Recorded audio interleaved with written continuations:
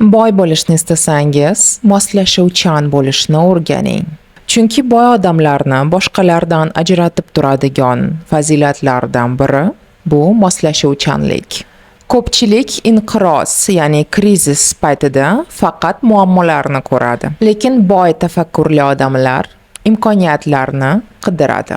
Masalan, karantin jarayonida mani bir tanishim uyda o'tirib shikoyat qilmadi. U pandemiya jarayonida ehtiyojlarni ko'rdi. Dastlab u doka, ya'ni marlani sotib olib, tanish qizlarga tibbiy niqob tiktirdi va ularni dorixonalarga sotdi.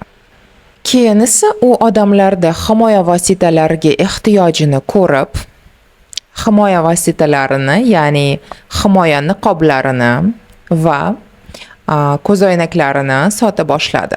Ya'ni ko'pchilik daromadini yo'qotadigan paytda u o'z daromadini oshirdi. Farq nimada edi? Vaziyatda emas, tafakkurda. Endi sizga savol. Siz krizis davrida imkoniyatlarni ko'rasizmi yoki faqat to'siqlarnimi? Agar siz ham hozir krizis davridan o'tayotgan bo'lsangiz, unda o'zingizga bitta savolni bering.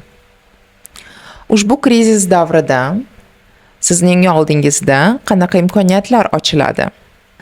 Va albatta, agar siz ham moliyaviy erkinlikka erishmoqchi bo'lsangiz, albatta mani profilimga obuna bo'ling.